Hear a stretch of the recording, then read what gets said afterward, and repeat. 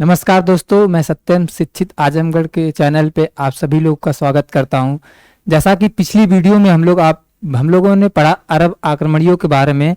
मोहम्मद बिन कासिम, मोहम्मद गजनवी और मोहम्मद गौरी ये किस तरीके से भारत में आए, कि क्या क्या के लिए आए, किस कारण से आए, इसको हम जाने।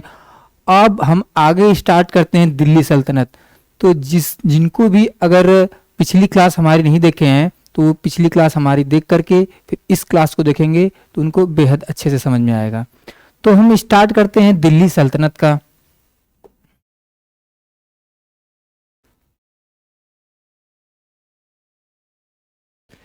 दिल्ली सल्तनत हमारी स्टार्ट होती है लगभग ये 1206 से, ये चलती है 1290 तक। ये दिल्ली सल्तनत का टाइम पीरियड है।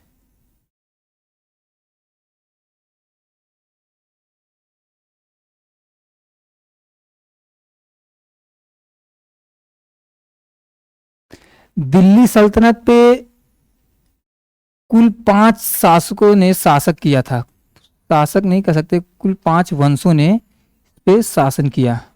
अब वो 5 कौन कौन से हैं उसको जान लेते हैं। पहला तो गुलाम वंश।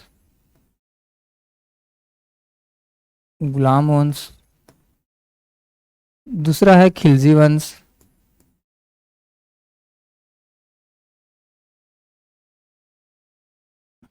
तीसरा है तुगलक वंश।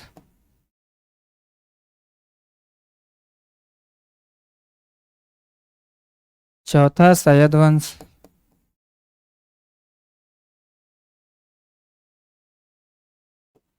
पांचवा है लोधी वंश। आप लोग राइटिंग पे ना जाइएगा, चीज़ों को फैक्ट देखिएगा, क्योंकि राइटिंग थोड़ा सा जो है हम जानते हैं कि थोड़ा गड़बड़ हो सकती है, लेकिन आप चीज़ों को समझते हुए चलिएगा। अब गुलाम वंश की टाइम पीरियड की बात करते हैं तो इसका जो टाइम है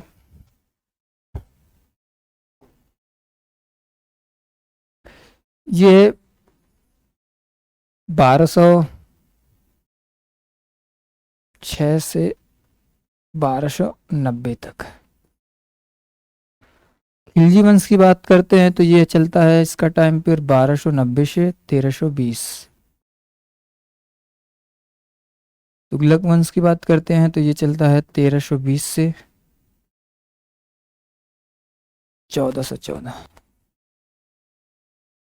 सैयद वंश की बात करते हैं तो ये चलते हैं 1414 से 1450। लोधी वंश की बात करते हैं तो ये चलता है, इसका टाइम पीरियड 1451 से 1526। मित्रों, जैसा कि हम लोग पिछली वीडियो में बात किए थे कि जो कुतुबुद्दीन ऐबक था वो मोहम्मद गौरी का गुलाम था, और आगे चल के दिल्ली सल्तनत की स्थापना वही करता है कुतुबुद्दीन ऐबक। दरअसल जो मोहम्मद गौरी का सपना होता है कि दिल्ली पे शासन करना। जो मोहम्मद गौरी के टाइम पीरियड पे शेख मुइनुद्दीन चिश्ती और कुतुबुद्दीन बख्तियार काकी जो दोनों लोग आए हुए थे हैं, इन लोगों का सपना होता है कि दिल्ली पे राज करना। आगे चल के गुलाम वंश की स्थापना जो कुतुबुद्दीन मोहम्मद गौरी का गुलाम होता है वो करता है, वो दिल्ली सल्तनत की स्थापना करता है। तो अब आप लोगों से क्वेश्चन ये बनता है कि जो पहला टाइम पीरियड है गुलाम वंश, अब गुलाम वंश अब हम लोग एक एक करते हुए चलेंगे, सभी सभी वंशों को पढ़ते हुए चलेंगे। पहले हम उठाते हैं गुलाम वंश, फिर उसके बाद उठाएंगे खिलजी वंश, फिर उसके बाद तुगलक वंश, फिर उसके बाद सैयद वंश, फिर उसके बाद लोधी वंश। जो दिल्ली सल्तनत हमारे जो कम्पिटेटिव एग्जाम है, एसएससी या वनडे का कोई भी एग्जाम हो, यहाँ से क्वेश्चन बहुत ही अच्छी मात्रा में बनते हैं। तो इसको हम अच्छे से देखते हुए चलेंगे। ये क्लास हमारा एक रिवीजन के तौर पर है, जो कि हम इसमें देखेंगे कि इसमें जितना हो सके क्वेश्चन को पूरा करते हुए चलेंगे। जहां तक हमारी उम्मीद है कि इससे बाहर कोई क्वेश्चन दिल्ली सल्तनत से जाने वाला नहीं है। तो आइए हम स्टार्ट करते हैं। पहला वंश गुलाम वंश। गुलाम वंश का जो संस्थापक था कुतुबुद्दीन ऐबक। कुतु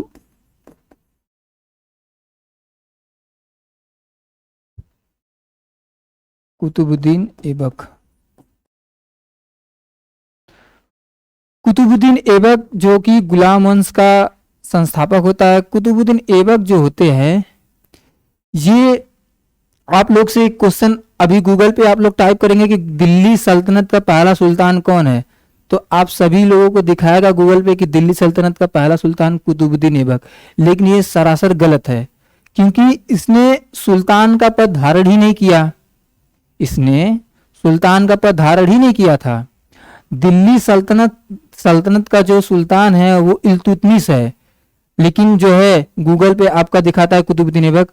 गूगल पे क्या है कि विकीपीडिया में दिखा देता है, तो विकीपीडिया में अगर आप भी चाहेंगे ना अपना अकाउंट बना के कोई भी एडिट करके डाल देंगे, वो दिखाने लगेगा।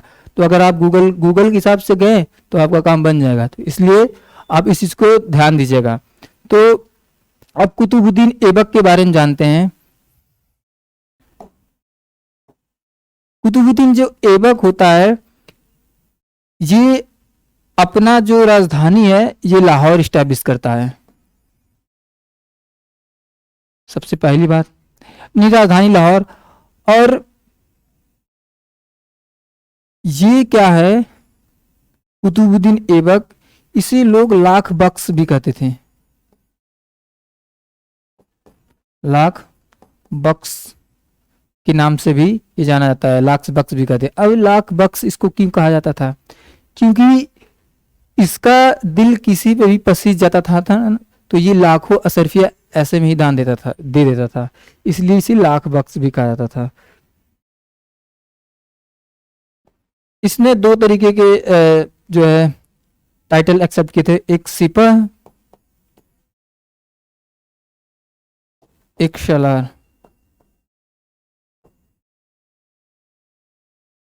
कहा जाता है कि जो कुतुबुद्दीन ऐबक होता है ये दिल्ली सल्तनत का स्टैब्लिश करता है, लेकिन इसकी जो शासन है वो कुछ ज़्यादा दिन तक चल नहीं पाता है। कुछ ज़्यादा दिन तक चल नहीं पाता। इसका जो टाइम पीरियड है वो 1206 से 1210 तक ही रहा। आगे चल के इसने दिल्ली में जो है कुतुब मीनार का निर्माण करवाया। खैर बाद में जो है इसको पूरा इल्तुतमिश ने ही करवाया, लेकिन जो कुतुब मीनार का नींव जो रखी वो कुतुबुद्दीन ऐबक ने ही रखी थी। तो क्वेश्चन आपसे ये भी बनता है कि कुतुब मीनार का नींव किसने रखी दिल्ली में, तो वो हो जाएंगे आपके कुतुबुद्दीन ऐबक। इसने क्या किया, दिल्ली में कुतुब मीनार भी बनवाया। कुतुब मीनार बनवाया।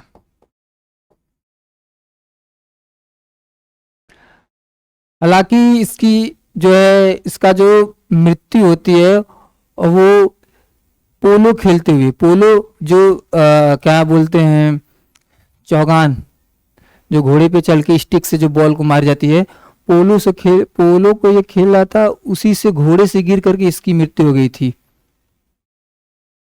अब इसकी मृत्यु की बात करें तो चौगान खेलते समय इसकी मृत्यु हो गई।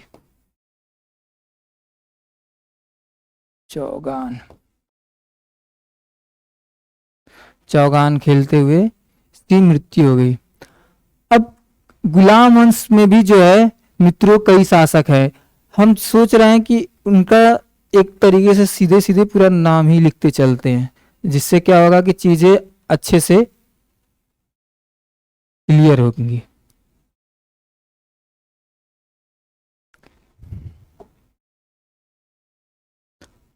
जैसा कि हम लोग, अरे ये गुलाम वंश गुलाम वंश में कुल कितने, लगभग ये टोटल 10 शासक ने शासन किया। 2 3 4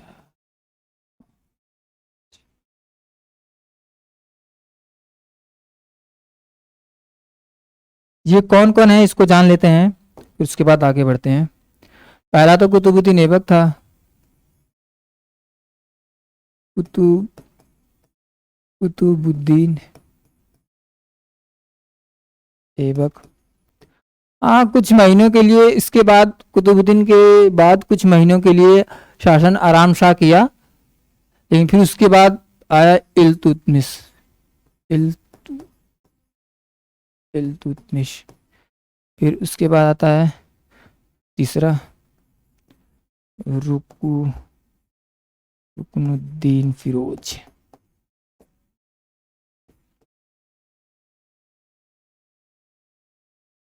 फिर आती है रजिया।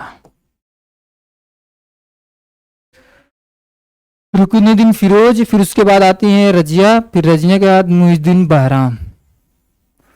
मुइजुद्दीन।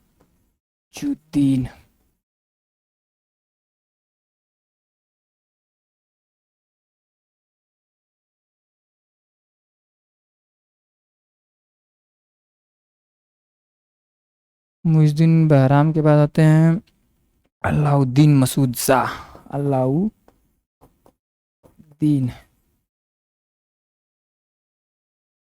मसूद शाह। फिर आता है नासिरुद्दीन।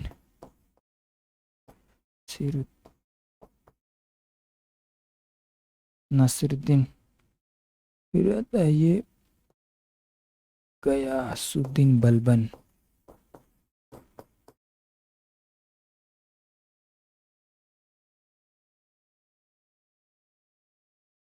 गयासुद्दीन के बलबन के बाद दो आता है कैकुबाद।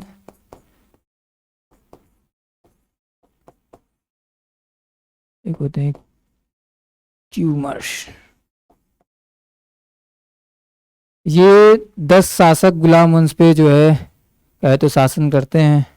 अब इनकी भी टाइम पीरियड बात कर लेते हैं तो अच्छा रहेगा, एक चीज़ें क्लियर होते जाएंगी, क्योंकि क्वेश्चन यहीं से पूछते हैं। हमारे जो क्वेश्चन है टाइम पीरियड भी पूछ देता है कि इनका शासन कितना तक रहा, कहाँ से कहाँ तक रहा, तो ये भी ज़रूरी है, तो इनको भी जान लेते हैं। कुतुबुद्दीन ऐबक की जैसा कि हम बात किए 1206 से 1210 तक चली इनका टाइम पीरियड। फिर उसके बाद इल्तुतमिश आते हैं 1210 से 1236 तक। फिर कुछ समय के लिए रुकनुद्दीन फिरोज और ये इन दोनों को मिला लिया जाता है। इन लोगों का टाइम पीरियड जो होता है 1236 से 1240 तक चलता है। 1240 के बाद लगभग ये 25, अभी मैं इसका इतिहास बताऊंगा। 1240 से लेकर के ये तीनों 1240 से लेकर के 1265 तक ये 3 शासक ने शासन किया है। फिर उसके बाद गयासुद्दीन बलबन का जो शासन है वो होता है 1265 से 1287। फिर ये कैकुबाद और कैमूर, इन दोनों का शासन होता है 1287 से 1290। इसके बाद दिल्ली सल्तनत ही खत्म हो जाती है। इसके बाद स्टार्ट होती है खिलजी वंश। अब एक एक करके इन लोगों में बात की, जैसे कि हम कुतुबुद्दीन ऐबक के बारे में बात किए। अब बात करते हैं इल्तुतमिश की। इल्तुतमिश जो होता है, कुतुबुद्दीन ऐबक की हम लोग बात कर चुके हैं, ठीक है। इल्तुतमिश की बात करते हैं तो इल्तुतमिश ये कुतुबुद्दीन ऐबक का ही गुलाम होता है। इल्तुतमिश अपनी ही बेटी से शादी कुतुबुद्दीन ऐबक अपनी बेटी से इल्तुतमिश से शादी करवाता है, यानी ये इसका दामाद भी होता है। तो इल्तुतमिश इल्तुतमिश से भी क्वेश्चन बनते हैं, तो उसको भी देखते हुए चलते हैं मित्रों। अब इल्तुतमिश से क्या क्या क्वेश्चन बनते हैं उसको भी हम तो देखते हुए एक एक करके। पहला तो हम आपको बता दें कि ये दिल्ली सल्तनत का पहला सुल्तान था। अगर आप लोगों से क्वेश्चन बने कि दिल्ली सल्तनत का पहला सुल्तान कौन था, तो ये दिल्ली सल्तनत का पहला सुल्तान माना जाता है।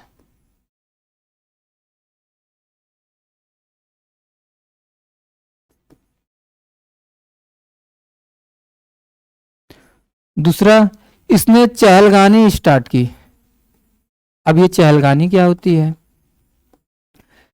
चहलगानी मित्र एक 40 लोगों का एक ग्रुप होता है जिसका मेन मकसद होता है कि सुल्तान की हिफाजत करना।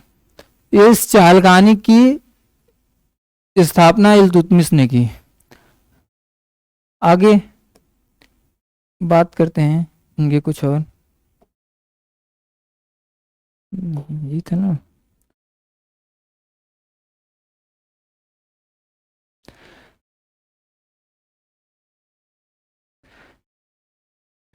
इल्तुतमिश जो होता है, इल्तुतमिश जो होता है वो इक्ता प्रथा स्टार्ट करता है। इक्ता प्रथा क्या होता है? इक्ता प्रथा वो कि जो कि एक सैलरी के तौर पर दिया जाता था। तो उस समय ये अपने सैनिकों और गैर सैनिकों को इक्ता प्रथा, इक्ता के तौर पे ये जमीनों को देता था। जैसे कि कोई सैलरी मिलती है तो वो उस सैलरी के स्थान पर ये जमीनों को देता था अपने सैनिकों और गैर सैनिकों को।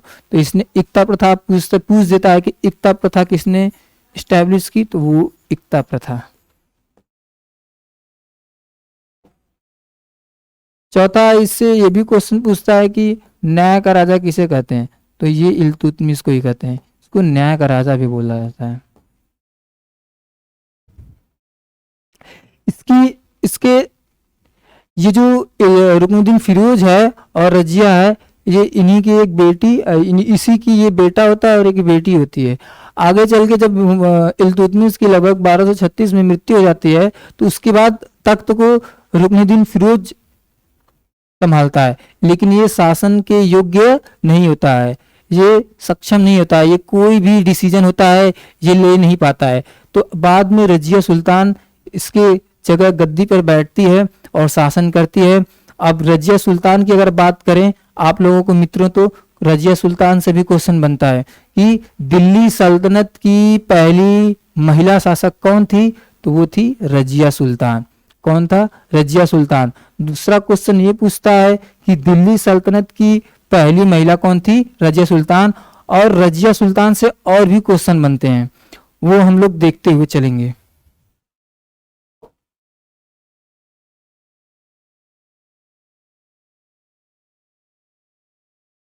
रुकनुद्दीन फिरोज जो है, इससे क्वेश्चन नहीं बनते, इसका शासन पीरियड कुछ ज्यादा देर दिन तक नहीं रहा। ये इसी का भाई होता है। रजिया सुल्तान आती हैं 1236 में और लगभग 1240 में इनकी मृत्यु हो जाती है। एक लोग एक महाशय हमारे थे कि वो कह रहे थे कि यहाँ इस पीरियड में महिलाओं का इज्जत किया जाता था। अब ये बताइए, अगर महिलाओं का इज्जत किया जाता तो रजिया सुल्तान की टाइम पीरियड इतना कम क्यों थी?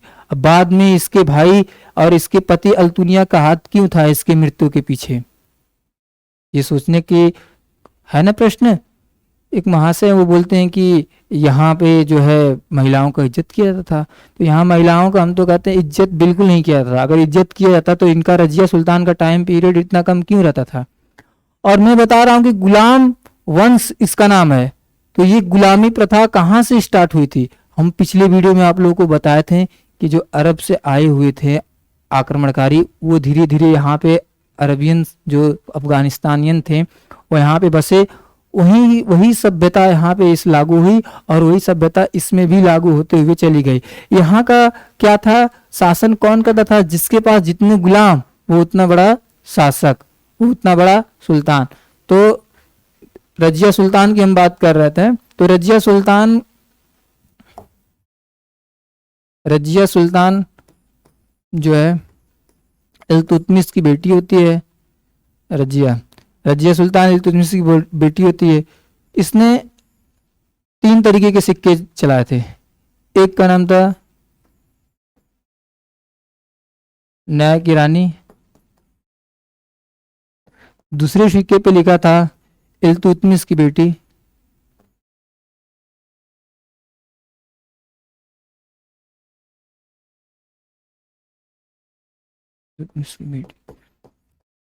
तीसरे सिक्के पे लिखा हुआ था दिल्ली सल्तनत की महारानी।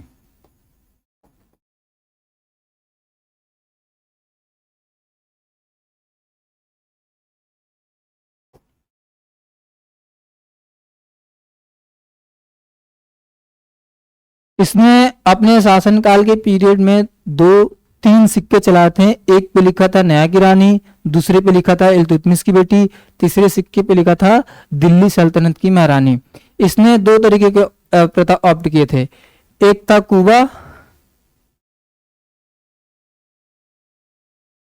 एक था कुबा, एक कुलह। अब ये क्या होता है? तो कुबा बोले तो ताज, कैप, इसको इंग्लिश में कैप बोलते हैं, ताज। तो कुलह क्या होता है? इसको बोलते हैं ब्लेजर, जो कि सुल्तान जो धारण करते हैं, ब्लेजर वो।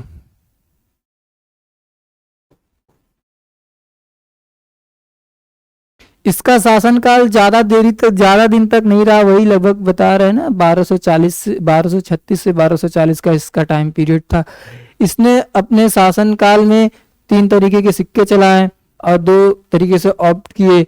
बाद में इसकी मृत्यु का कारण इसके भाई और इसका पति अल्तुनिया हो जाता है। ठीक है, अब बात करते हैं अलाउद्दीन मसूद। इसके बाद अलाउद्दीन मसूद शाह आते हैं और फिर अलाउद्दीन मसूद शाह को मारकर नासुरुद्दीन आता है, फिर नासुरुद्दीन को मारकर बलबन आता है। इसमें क्या होता है कि ये जो होते हैं, ये 40 जो चहलगानी स्टार्ट किया था इल्तुतमिश ने, उसी चहलगानी के ये सदस्य होते हैं। चहलगानी के सदस्य ये होते हैं और ये हम बता रहे हैं ना कि उस टाइम पीरियड पे वही था कि जो जो सुल्तान को मारेगा वो फिर उसके बाद वो शासन करेगा। तो उसके बाद ये अलाउद्दीन मसूद शाह को मारकर अलाउद्दीन मसूद शाह आता है। इनके बाद रजिया के बाद मुइजुद्दीन बहराम आता है, मुइजुद्दीन बहराम आता है। मुइजुद्दीन बहराम को मारकर अलाउद्दीन मसूद शाह और अलाउद्दीन मसूद शाह को मारकर नासुरुद्दीन महमूद। ये तीनों अपने ये लगभग 1240 से 1265 तक शासन करते हैं और ये इतने लगभग ये 25 सालों में ये प्रजा के बारे में कुछ नहीं सोचते हैं। ये पूरे भोग विलास में एकदम लिप्त रहते हैं, इनसे प्रजा से कोई वास्ता नहीं रहता। ये खजाने को समझ लीजिए, अपने शासन के दौर में जो इन लोगों के दिल्ली सल्तनत में जितने भी खजाना था वो इसको खाली करते हुए चल दिए। बाद में इनको गयासुद्दीन बलबन ने मार करके गद्दी पे हासिल किया। गयासुद्दीन बलबन भी उसी चहलगानी का ही सदस्य होता है। तो इसको सारा पहले चीज पता होता है कि अगर हम चहलगानी को खत्म नहीं किए तो आगे चल के हमें भी दिक्कत हो सकती है। तो ये गद्दी पर बैठते ही पहले क्या करता है कि ये 40 जिसको बोलते हैं 40 लोगों का ये चहलगानी जो होता है इसको ही खत्म कर देता है और इसमें लगभग 30 के लमसम लोग बचे थे, सबका कत्ल करवा देता है और अपने ऊपर से ये जो है खतरे का घंटी खत्म कर लेता है। गयासुद्दीन बलबन की अगर मित्रों बात किया जाए तो गयासुद्दीन बलबन जो है अपने टाइम पीरियड में इसने एक बलबनी क्वाइन चलाया। गयासुद्दीन बलबन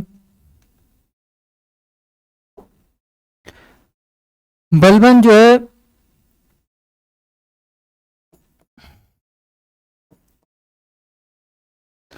बलबन ने एक क्वाइन चलाया, बलबनी क्वाइन, जिसका नाम था बलबनी क्वाइन।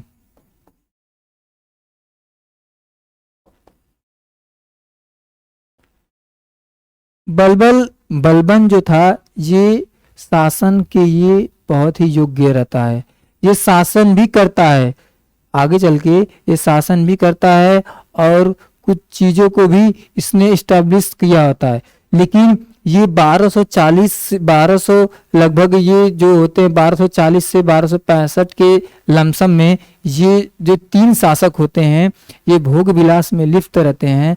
इनका कोई प्रजा से वास्ता वगैरह नहीं होता है, ये सिर्फ खजाने को खाली करते हुए चले जाते हैं। जब बलबन गद्दी पे बैठता है तो बाहर क्या नाम है कि ऐलान कर देता है कि सुनो सुनो सुनो, राजा हमारे आ रहे हैं, सुल्तान आ रहे हैं। लेकिन सुल्तान की किसकी पड़ी है? प्रजा का थी कौन सुल्तान आ रहा है? किसी सुल्तान को हम नहीं जानते हैं, क्योंकि ये 12 लगभग 20-25 वर्षों तक इसने प्रजा से तो मिलना इन्होंने किया ही नहीं था। बलबन ये सब देखता है, कहता अरे ये क्या, सुल्तान की तो इज्जत ही नहीं है। ये भी क्या करता है कि पर्शियन सभ्यता जो पार्सियन से उधर से आई थी, ईरानियन से, वो उसको स्टैब्लिश करता है। ये सोचता है कि शासन करना है तो गुलामी प्रथा हमको अच्छे से स्टैब्लिश करना होगा, तभी हम यहाँ शासन कर पाएंगे। ये क्या करता है कि एक दो तरीके का एक करता है। एक इसका है सजदा, दूसरा है पैबोश। अब ये सजदा और ये पैबोश क्या होता है मित्रों, क्वेश्चन बनते हैं। सजदा का मतलब जो भी सुल्तान से मिलने आएगा वो दंडवत प्रणाम करेगा। जो भी सुल्तान से मिलने आएगा वो पहले झुककर दंडवत प्रणाम करेगा लेटकर। पैबोस का मतलब क्या होता है, पैबोस का अर्थ ये होता है कि जो भी सुल्तान से कुछ कहेगा तो उसको पैरों को पहले चूमेगा, फिर उसके बाद कुछ करेगा। इसने दो तरीके से ये चीजें ऑप्ट की थी। सजदा का मतलब, अब लिखे क्या ज्यादा, सजदा अब बता दिए। सजदा का जो भी सुल्तान से मिलने आएगा दंडवत।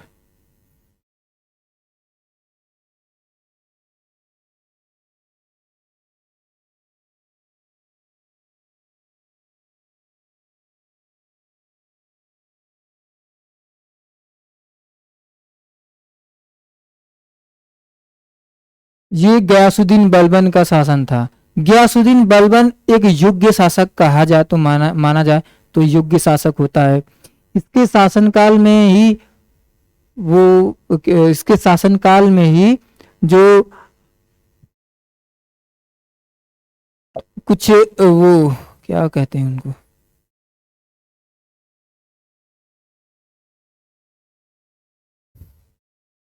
ये कहाँ गया भाई,